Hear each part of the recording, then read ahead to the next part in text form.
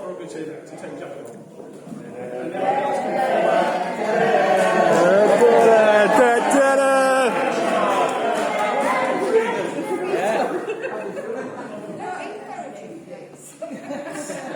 I've got to be careful now. 1, 2. Here we go. I've had to write it because if I don't, I'm going to cram my eyes out. So, here we go. It's my honour today to start this wedding breakfast. Depending on your age, it could be a reception. Hey. It could be dad has never heard of a wedding breakfast. You may have gathered today, we're going to do all the formalities prior to the meal being served. Less stress for everybody. For those people who do not know me, my name is Danny, and I'm the father of a gorgeous bride, Nicole.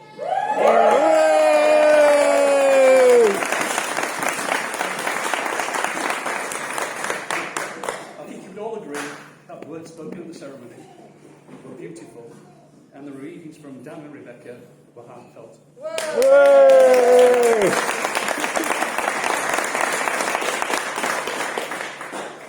I've been given lots of advice today on what to say and what not to mention. Do not mention COVID. Do not mention the stag do. And definitely do not mention who made the confetti cones. You too.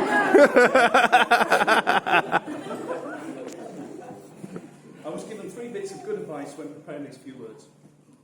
The first one was from Mark, and he said, keep it brief. Nicole said, do not make a fool of yourself, Dan. It's my job. My lovely wife, Shona, said, keep it brief, and definitely do make a fool of yourself. Everybody knows Nicole and Mark love to travel. Indeed, this wedding is themed around their travels around Italy. But the journey they are embarking on today will be their greatest ever. We have a tradition in our house that we always ring the good luck bell for any journey that we make. So I'd like to ask Nicole and Mark to ring the good luck bell.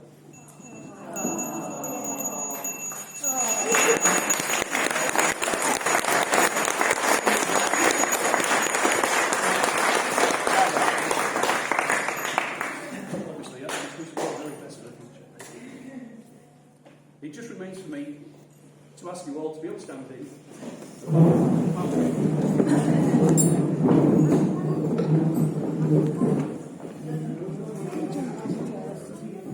Raise a glass and toast bride and groom and wish them all the very best for the future together.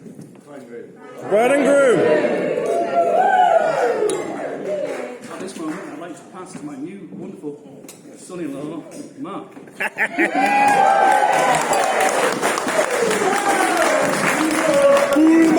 Bulmer.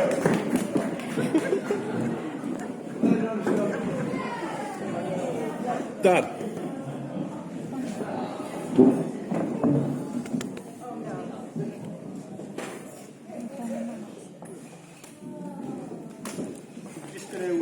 I'm just going to start by thanking Danny for his really kind words, and that was a really nice speech, Danny, so thank you so much. What nice touches in there.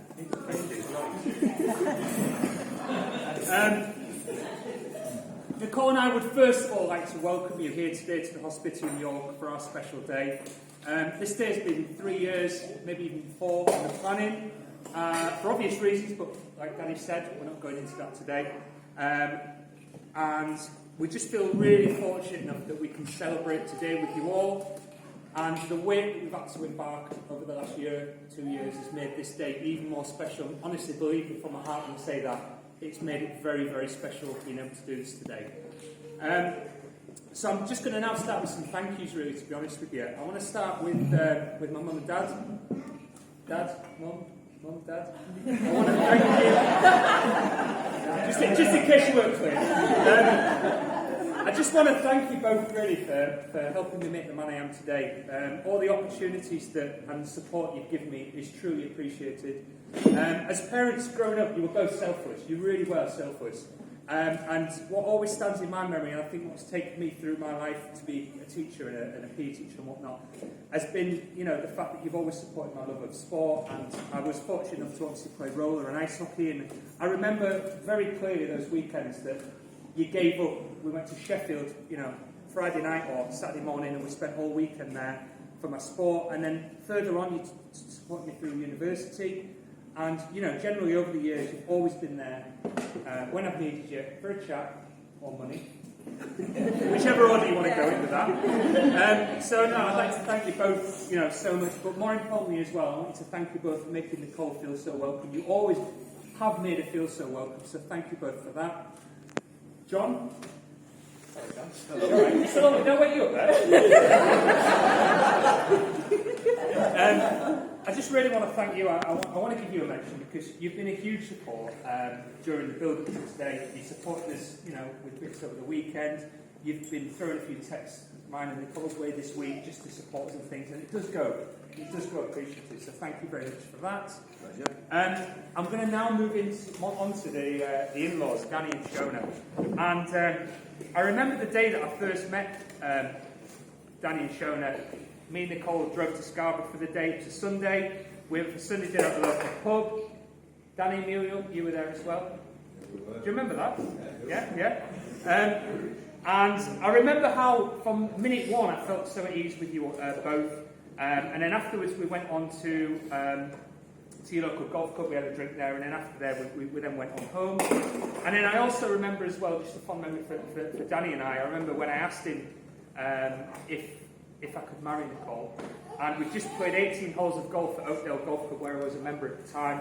Danny beat me, but that was just standard. Good golfer. And I remember in the bar afterwards, I asked him if I could marry Nicole or marry his daughter. And I'm just fortunate enough that he judged me on my personality rather than my golfing ability. But no, seriously, Danny and Shona, you've always been there for us. You know, you've supported us right the way through. Just even to the point where we spent two or 3 weeks ago, spontaneous Tuesday night, we drove through. You knew there was tears coming across through the phone. And we had to make a few changes, and you were there. You took us to Sober Bar. You plied us with alcohol and burgers, and you dropped us at home, took us in bed, and then you drove back to Scarborough. So thank you very much. So I'd really like you at this point to be upstanding and really give a toast. And it's a toast to the parents, please. A toast to the parents. Thank you. Hey!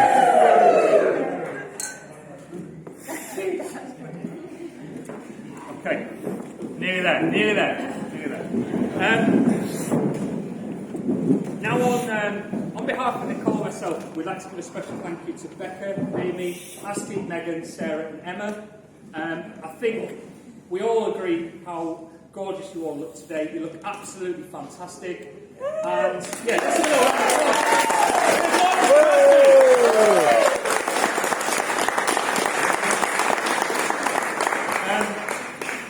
despite Nicole not always being able to see you all face to face, because I know obviously you're split up and dotted all around the country, I know that she has appreciated the FaceTimes, the texts of support, the reassurance, and there has been the good news that you've been able to discuss with her, but there's also been the bad news, and I'm sure there's been plenty of tears at times as well.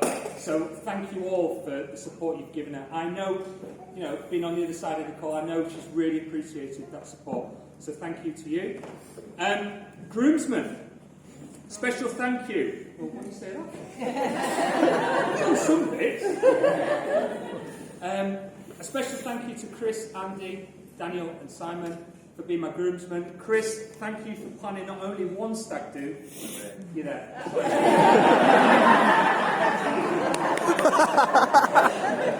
that better? Okay. Thank you for not only planning one stag do, but actually planning 2 stag do's. Although we couldn't go to Bratislava, Scarborough was legendary.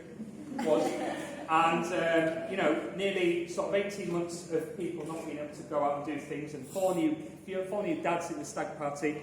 I think a night out in Scarborough, a 10:30 bed was probably a good idea. So I appreciate all you've done, and I just did a personal thank you to you, Chris. Just appreciate all you've done, because I know you have got a lot on your plate, renovating a house, you've got bringing up the amazing arty, and you've always had the time for me, and you've always, you know, had the time to plan the stag do's and whatnot. Daniel, Andy and Simon, just to thank you for helping the wedding COVID compliant today. You've been handing out face coverings, and you've made sure people are sat in the bubbles for the ceremony, but also you've been I put here welcoming face, but I'm not sure about that. A welcoming face to start at the wedding. So please, could I ask you once more, just to raise a glass, you don't have to stand if you don't want. Just please raise a glass to the bridesmaids and groomsmen. Thank you. Thanks, Rich. Cheers, mate. Okay. Save the best to last, eh? I'd like to now turn my attention to the gorgeous lady sat to my right-hand side. I'm sure you all agree, and I know it will deserve a round of applause, that Nicole looks absolutely beautiful.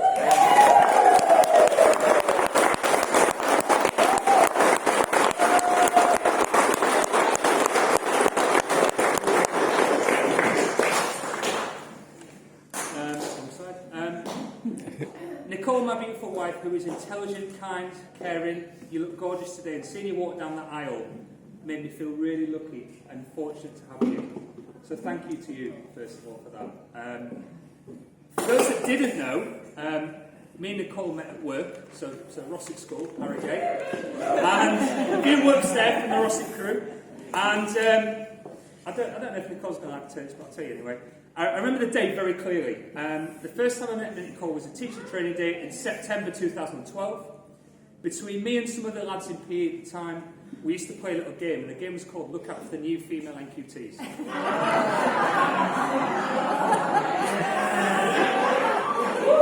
Safe to say, I don't play that game anymore. But basically, just to summarise it for you, the head teacher would stand up at the front after 6 weeks off school. She'd spend 10 minutes talking about all the building work she'd done over the summer months, and then she would introduce the new staff. So I'm going to make you get involved in a minute. So what she'd do is she'd introduce the new staff's names, and then she would ask them to stand up and wave to everyone in the crowd. So Nicole, I'm going to do the head teacher. And now I'm going to introduce our new philosophy and ethics teacher, Nicole Veitch.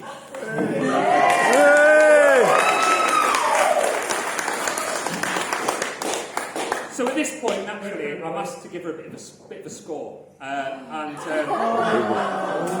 don't actually give a score, because I couldn't, and I just thought, she's amazing. She's amazing. And I got a lot of stick for that, as you can imagine, amongst the other lads in PE and whatnot. But, you know, at that point, I just thought, she's amazing. And I remember it was not until a couple of months later that we actually went out on the Friday the 5th of October. Kirsty and Emma are nodding there, and Vix as well, Friday the 5th of October, we had a training day on the Saturday. No, we didn't. We had an open day on the Saturday. So we used to sit in school all day, do a load of displays, knock off at 2 o'clock, and we went to the pub. That's not what teachers mean. And basically went to pitch and piano, a load of us for work, we had some drinks, and it was actually Emma and Kirsty sat at the back there, Emma with a blue fascinator and Kirsty over next to her. It was basically them. Hey Jared, alright. It was them that introduced us, and I remember that me and Nicole had a couple of key things, and I'll always remember this. We had 3 key things at that moment within the first 5 minutes of meeting each other in common. Number 1, we both wore contact lenses. Number 2, we loved travel. And we loved particularly Italy. Nicole had been to Florence with a few friends and things, and I remember talking about my travels to Italy.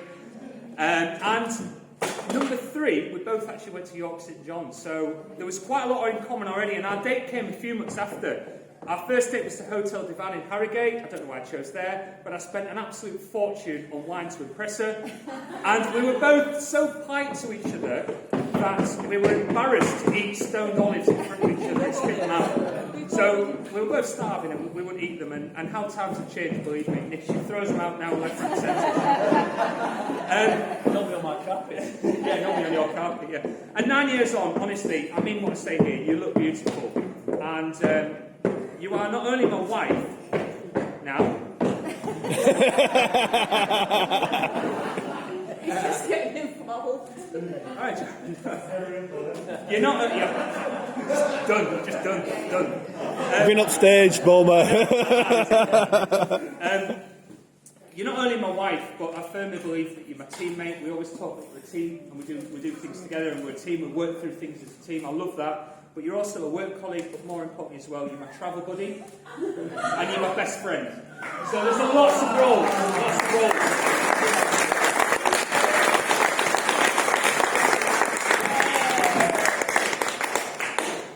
I already feel like we've done so much together, I really do. We've done so much together in terms of our travels and lots of other things, and honestly, I mean what I say, I look forward to spending the rest of our lives together, sharing lots of memories.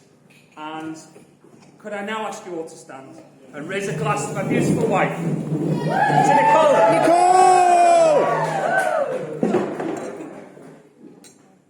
I'm now going to pass you to my best friend and best man, Chris Fox, for my public humiliation.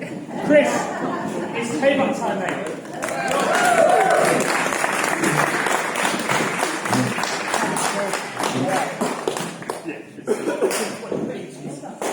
Spot the female in QT, that's very bad. Before I get stuck into character slaying the groom that forms the foundation of a best man speech, I would like to share Mark's sentiments about Nicole and the bridesmaids who will, of course, look gorgeous today. I'd like to break tradition and start my speech with a toast. Everybody here is aware that Mark and Nicole went through the pain of being forced into cancelling their big day last year. Having thought that delaying this day by a year was safe enough bet for them to experience the build-up and excitement that any couple deserve to have, the last few weeks have continued to be fraught with anxiety and uncertainty. And so, I just want to raise a glass to Nicole and Mark, but also to their families for being incredibly resilient and pulling off the most amazing day.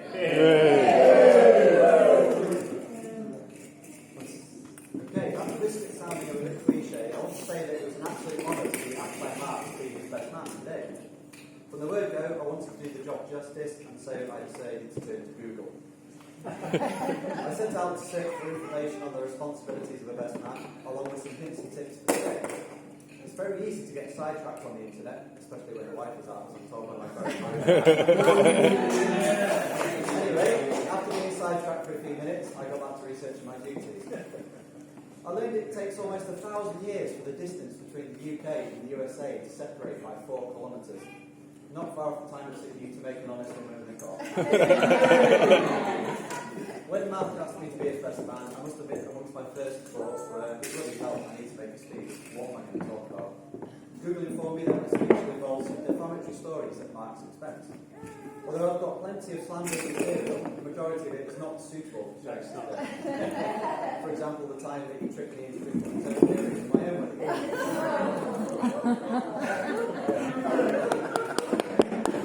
I'm sure you're all now thinking, what does Nicole see in Mark? I've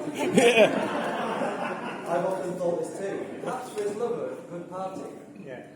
Well, it was almost 10 years ago that I first met Mark. Funny enough, at a party hosted by Richard Hudson in Ripon.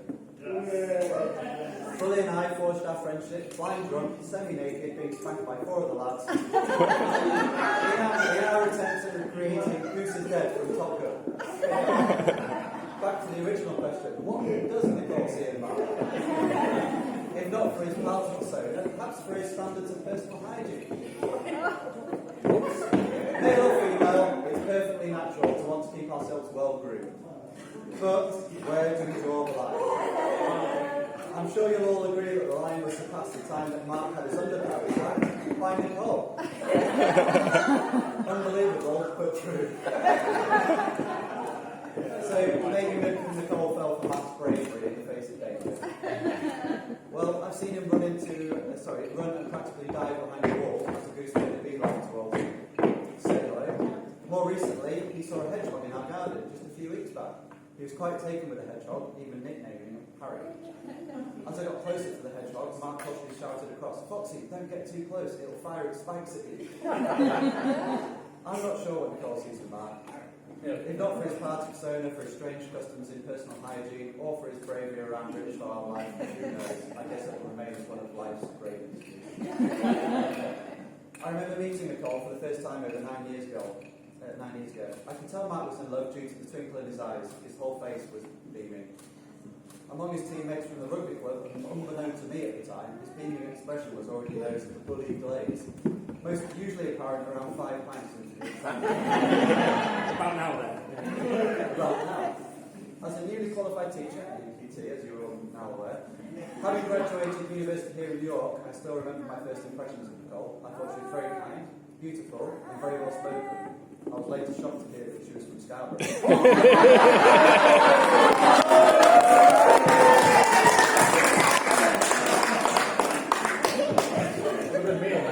On a serious note, I'd like to say that I value both Mark and Nicole's friendship enormously. Mark has always been a great friend, and as a couple, they've always been there for me.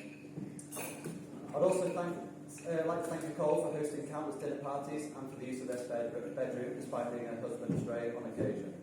Nicole, remember the time that Matt rolled in the early hours and then vomiting all over the new bedroom carpet? It took you a while to make the frustration, and rightfully so. Your preparation over the last 9 years in becoming an understanding wife to him is admirable. I'm sure there'll be many such occasions like this in the future, or maybe not. I'd like to offer you both a bit of advice today to start out your married life together. Bully, always treat Nicole like the beautiful lady that she is. And Nicole, always remember that Matt loves you and wouldn't function without you. I've seen him without you, and honestly, he was a mess. Matt turns out to be half as loyal and supportive as a husband to you that he speaks to me as a mate. I'm sure that you can all look forward to a very long and happy marriage together. Before I wrap up, I have a message to read out from a few of the guys from Bully's old rugby club who couldn't join us today.